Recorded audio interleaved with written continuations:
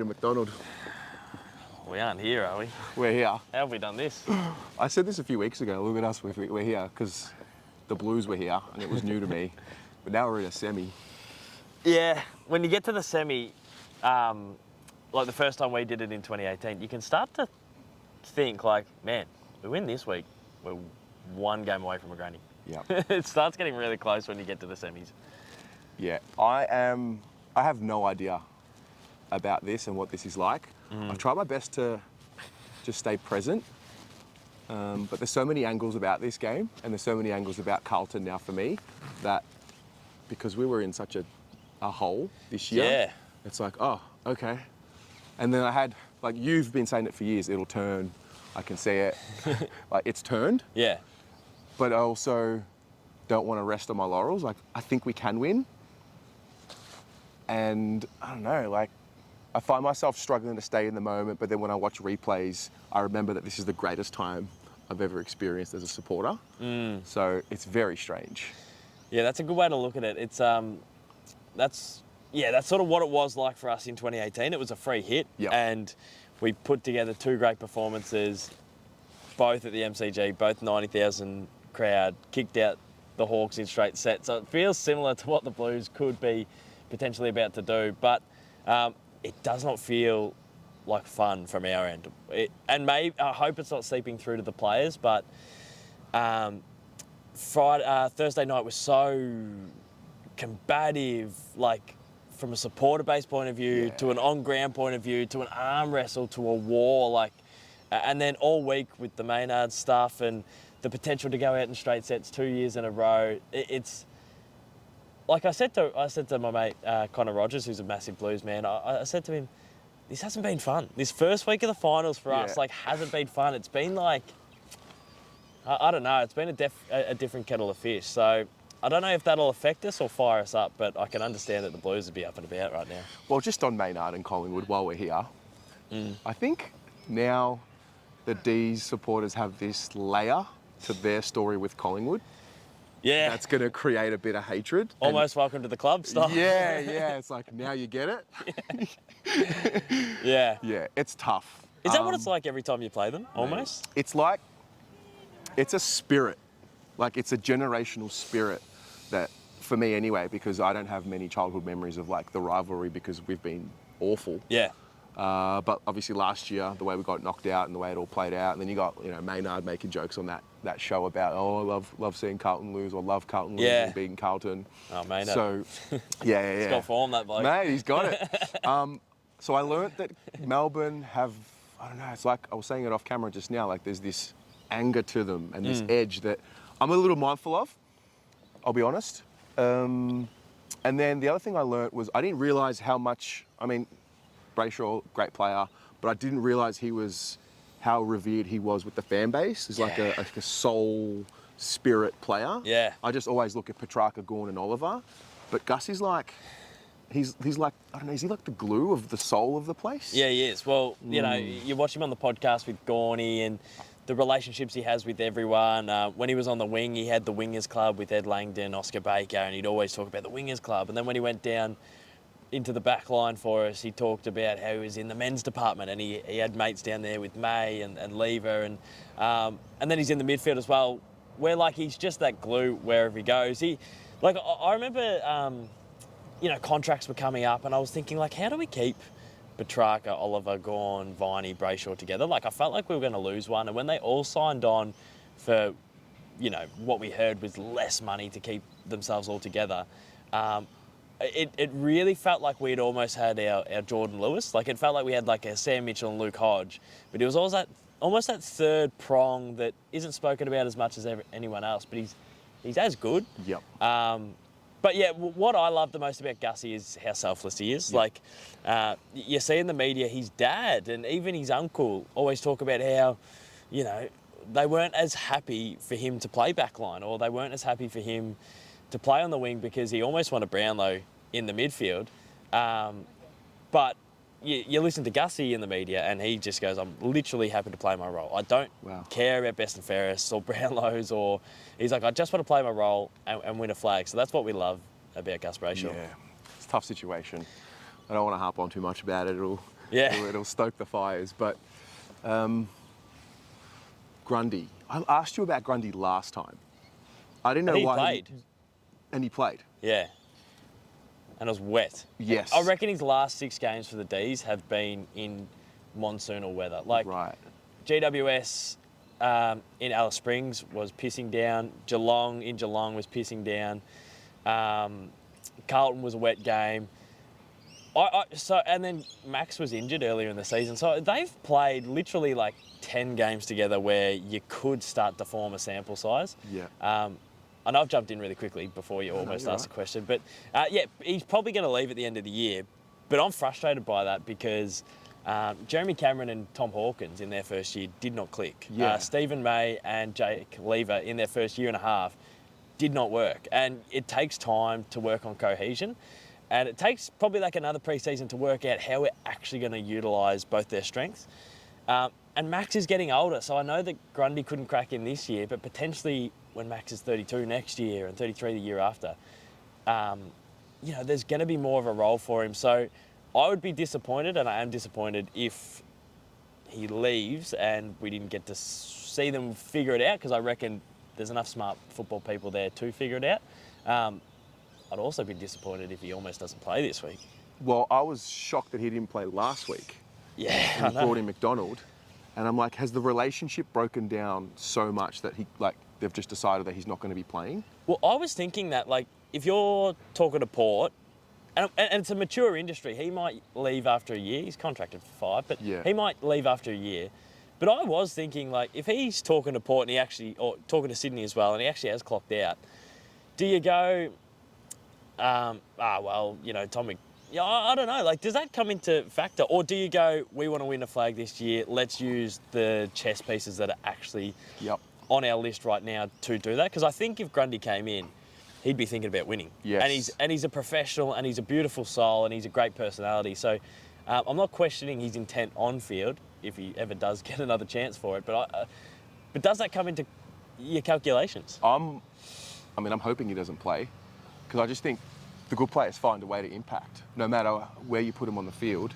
I don't know about him as a forward for the long term, but I still think he's a great player, not just a good player. So I don't know, I'm fascinated by it. I live in the Carlton bubble, so I don't really know the context behind why he's not playing. I just feel like there's a breakdown of something, and I actually draw a little bit of confidence. So if he doesn't play, I'm thinking, all right, well, the whole club's not on the same page. There's something going on. But I don't know, it's just one of those things. It's unknown until they retire, and then they go back in retrospect and they talk about it. They write the book. Yeah, they write the They book. go on Dylan Friends. Yeah.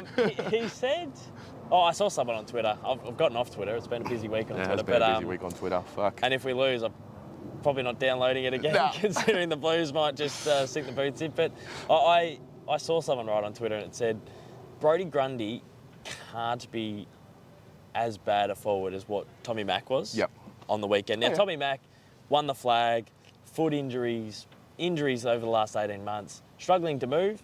He's on the wrong side of 30. We love the great man, great servant of the club. He was there from the dark times to now the successful times. But I feel like even if you are a pure ruckman, Brodie Grundy can compete and get his hands up and work as hard as what Tom McDonald did on the weekend. So, I don't know. I don't see why he... the other thing that worries me is there's 3 teams that really stretch us for height, and it's Carlton, Brisbane, and Collingwood. So, Collingwood have people 200 centimetres plus in their defence and in their ruck. So, if they have like if they have 2 ruckmen and then Darcy Moore down back line, our forwards look small in our forward line. Yep. And then our defenders look small in our defence when, like, Cox is standing there. Like, May looks like a little boy against Cox, and he can really impact. And when we play, Brisbane, Collingwood, it's similar where we just get outmarked or beaten in the air aerially. And I feel like we get stretched for height. So that would really concern me, because I felt like it happened the last time we played you guys. De Koning and Pitney did really well. So I want that other tall to come in. We have this debate on the Carlton side about the 2 rucks. And, Seems to be working. Well, I feel like it's important to have them for certain teams, and Melbourne's definitely one of them. Yeah. Whether you have Gawn on his own or Gawn with Grundy, I mean, Gawn's really the frightening one for me. I'm not going to lie. Towards the back end of last week, the Collingwood game, I was kind of hoping you'd pip him because I thought, Max Gawn in a final, like, He went like Super Saiyan mode. Yeah. Like he just, yeah, he's done that for years, obviously. But yeah, like I keep thinking, like, we can replace May potentially. I think Harrison Petty is a good backman, or maybe he goes forward. But I feel like we could replace Stephen May with a big-bodied defender. Like you can find a Jack Payne somewhere. Yeah. Keep the forward honest. Yeah, you know? yeah. Just he might not have the aggression to intercept like May, but I feel like you can find a big-bodied defender. And then I start thinking of like Max Gawn when he retires in the next few years, and I go, we'll never see anything like it again. At best, you get like a good, honest, like, blue-collar ruckman, but we'll never see a man who can influence the game the way Max does. He's a special one. So, obviously, Brayshaw will come out. Is there anybody else that's coming out? Yeah, Van Rooyen. So, True, the suspension. So what's the move?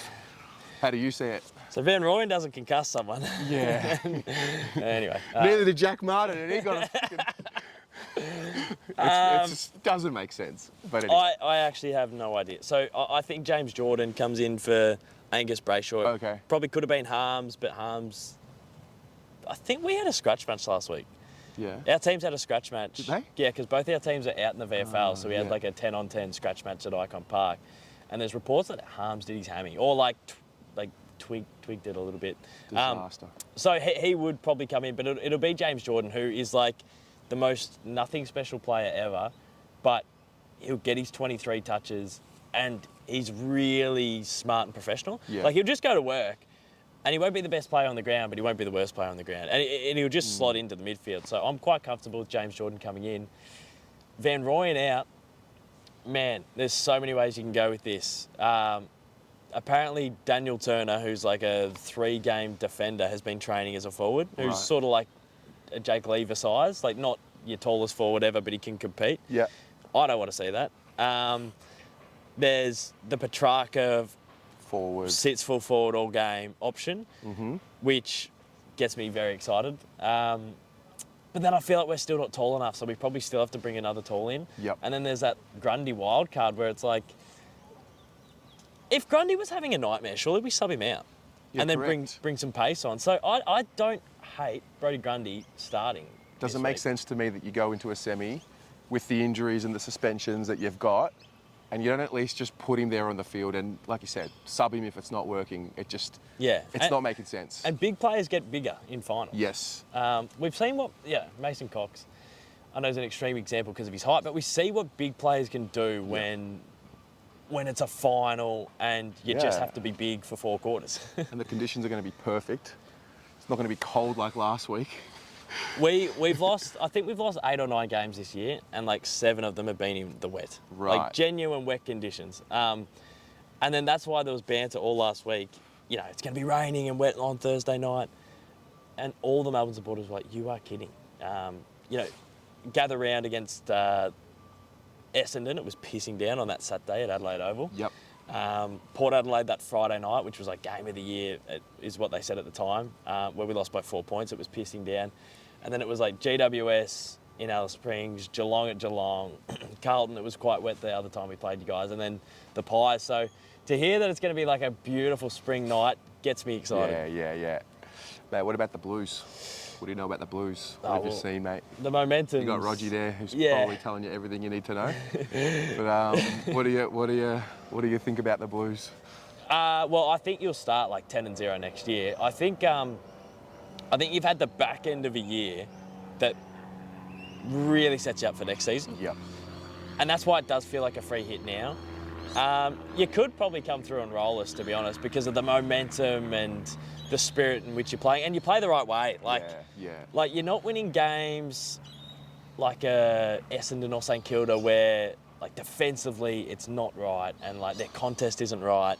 And they're winning games, and I listened to the Monday Means test with David King, and he goes, but where's their preliminary final integrity? Which I love. And We'll get there, Kingy, mate. It's all good. the Blues, though, like they play a way where they've got preliminary final integrity, whether it's this year or years to come. It's that contested defence style of footy which stacks up. So, yeah, they're going to be a hard team to come up against. I hope we can... We just need to get the job done. We can't go out in straight sets 2 years in a row, but we know who we're coming up against, which is an almost ready outfit to become that team. That's where I'm at. I'm on the other side. It's like we have such a great opportunity now because we're so healthy this time of year. We've never been in this situation. We've never been in finals. So, like, there's that. And then there's usually this time of year, there's people are breaking down. Like last year, the whole midfield was gone. I mean, Walsh and Chera into the side from the last time we played, big help. Man, Walsh was everywhere on Friday night. The guy's, he's a freak. It's the running power. And that's not something I've been talking about a lot until probably since I spoke to Juddy. Yeah. And he put it in my mind. It's like, yeah, we've got a lot of running power. I'm like, yeah, I'll put that one in there. Yeah, Akers, Walsh. Yeah, Akers, Walsh, Chera, Cottrell, these gut runners. So I got confidence in that. Harry out, spewing. Does it help? It doesn't help because he was taking massive clunks. He just does. I mean, if you look at... I mean, I was frustrated with him on Friday night because of the 2 goals. But I watched the replay. Played quite well. He was really good. His hands were... Yes. So we're going to miss him, but I think Jack Silvani will be ready. Yep. And there's something... He's kicked 3 goals against the D's on 3 occasions. So yeah, I'm just pulling anything. I'm pulling anything out. And one thing I've learned about finals already is it's not the quickest players, it's the smartest and the cleanest players that stand out. 100%. So I think Jackie's that. Jesse Motlop, does he get elevated to from the sub? I don't know. Matt Kennedy's kind of just waiting for his chance. Yeah. Like, we're a contested side. We might want to bring him in. Then you got Dow and Fisher just kind of like lurking. So I don't know. I'm in this really calm space where not like a loser mentality where it doesn't matter what happens. I'm proud. Like, I am proud of them and what they've done this year. But I also think, you're not going to get an opportunity like this where you're going into a final series, you're not favoured to win the flag. Everyone's kind of thinking, if they lose, it's okay. They've already done their job. Yeah. So I think this is the first and last time we'll be in this situation. And I'm just hoping that comes through. And I think it's going to be a 1-point game, either way. God. Yeah, I've got 1-point game vibes all week. Every day I've woken up. I'm like, I don't see it being any other way. Just 1 point. Yeah. So I think you should enjoy that mindset and that sort of context that you're in right now, because, man, it changes. When the expectation changes, like, opposition fans come for your head. There's infighting within your footy club. Your supporters say, you sacked the coach. It's like, we finished top 4 3 years in a row. Why was it like, everyone just panics and, like, it's a once-in-a-generational team and we've only got to win 1 flag. Yeah, well, sometimes teams have once-in-a-generational team like St Kilda and they didn't win a flag. So, true. St Kilda. Getting a mention still in finals. These guys, tell you what. So yeah, like, it's such a beautiful place that your team's in at the moment. And I almost think... So the last 3 times we've played each other, obviously both contest and defence sides, but the last 3 times we've played each other, it's been like winter. It's been wet, soft underfoot, if not wet, greasy, and it's just been... Like, that Cozzy Pickett night was quite dewy and cold. Raining all day. So I wonder if 26 degrees, beautiful night, whether it won't be 60 versus 59, whether it might be like 85 to 80. Like, mate, I know that doesn't sound like much to other people, but that's 4 more goals each side. Like, maybe we might see like an open game, which I don't know who that favours, but probably you guys with your forward line. But yeah, maybe we see a different contest to what we've seen. Yeah, the D's for me in the dry conditions concern, because like when you're on, you look so sharp and so clean in the dry weather. But I don't know. Yeah. Just bring it. Finals, semi-final, mate. I'm sitting with Connor and Connor's dad, and his dad is like... Die-hard blue. Yeah, the most passionate blue you'll ever meet. So I'm in and amongst it. But, I went with a neutral on Thursday night, and it was one of those ones where they were sort of working throughout the day, and they said, I'll meet you there. So I got to the game early. I couldn't get seats in the members, so I was just in the outer. the bloody outer. And outer. like I didn't really know anyone in my section. At the members, I could probably wander around and find people that I know. So I was just sort of sitting there for 30 or 40 minutes before the game. Didn't talk to anyone. He rocked up 10 minutes before the bounce, and then we got into it. And there wasn't this like at the pub, the build up, the passion. So even though I am going with two passionate Blues supporters, it's going to be probably a really fun footy experience. Yeah, the decibels are going to go through the roof.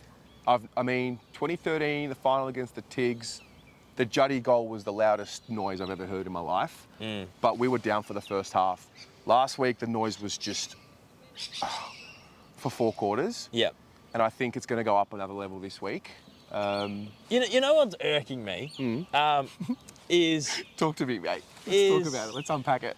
So, sellout crowd last week. Yes. Now, they were majority Collingwood. It's Collingwood home game. Yeah. They're a massive team. They're a huge team. I understand that. This week, it's a D's home game, even though that means nothing with the ticketing. It's a sellout. Yep. And people have gone fishing on Twitter and they've got me. They've gone, oh, this has nothing to do with Melbourne. Oh, yeah, you're welcome. 2 sellouts in a row. And I understand that we're not a big club. I understand that the Blues are going to have more supporters there than us.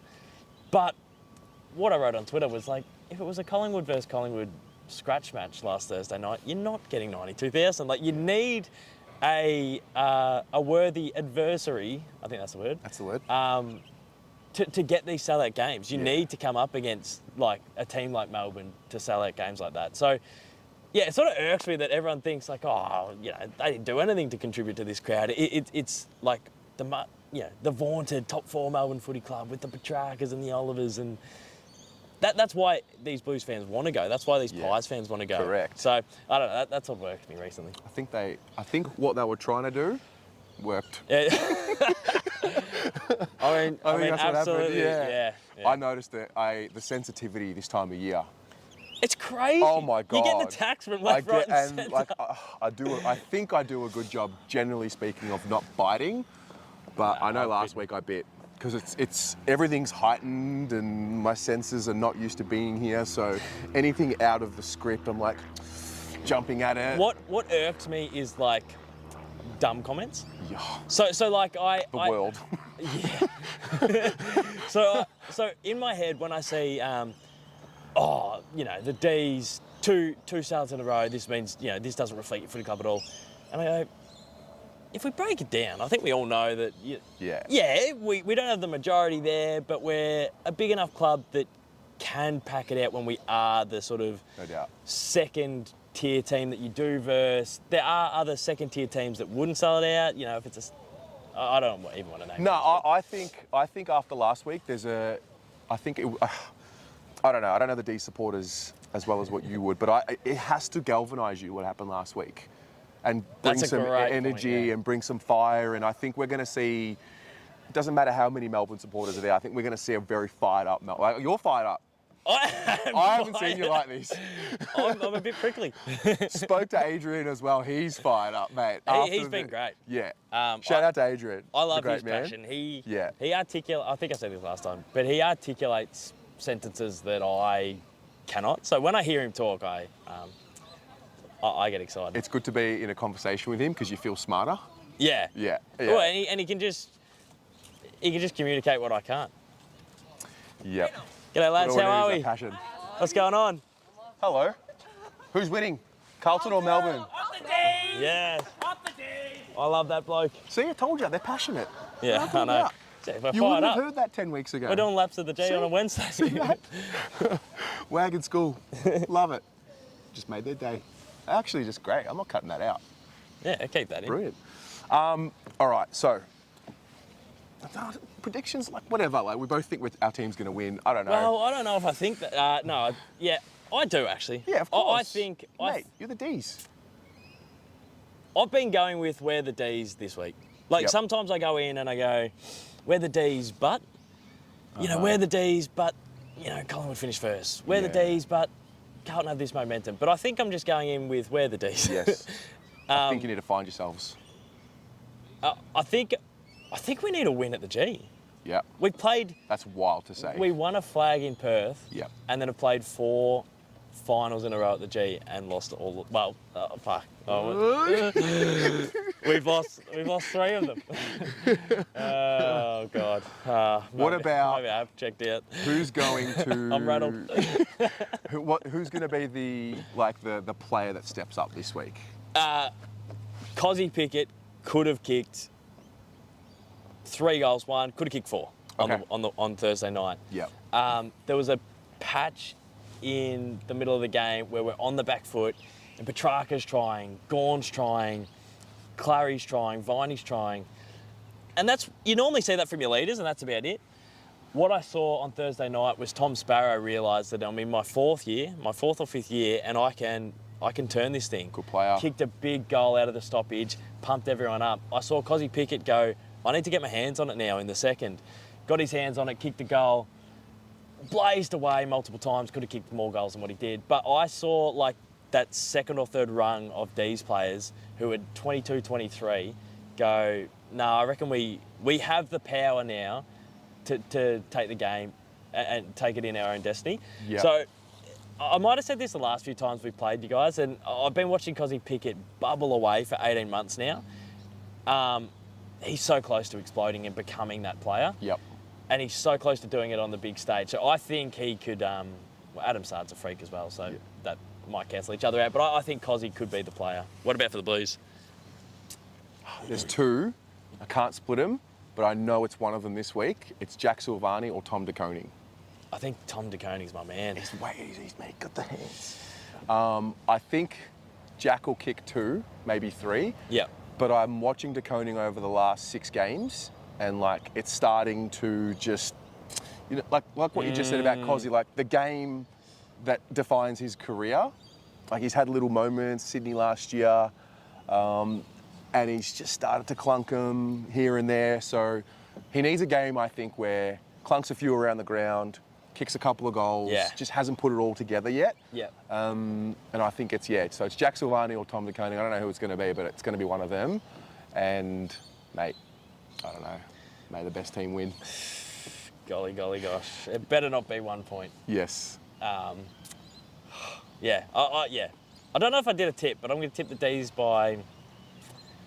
I said 20 on the AFL YouTube channel, but I'll go... I feel like it'll be close and we'll kick a couple of sealers late. Okay. So maybe I do go 20. I'll go the D's by 20. D's by 20. Blues by 1. Far out. Blues by sauce, mate. And then it'll be 3 times we play each other in a year. So, mate. That's grim. Thanks very much for coming on each Mate, time. of course. Appreciate it. This is my backyard. We've gone from bedrooms, we've moved houses. Now we're at the front of the MCG about to play in a semi-final. So, appreciate everything, Awesome, mate. Terry. Thank you, mate. All Go the best. Blues. Far out.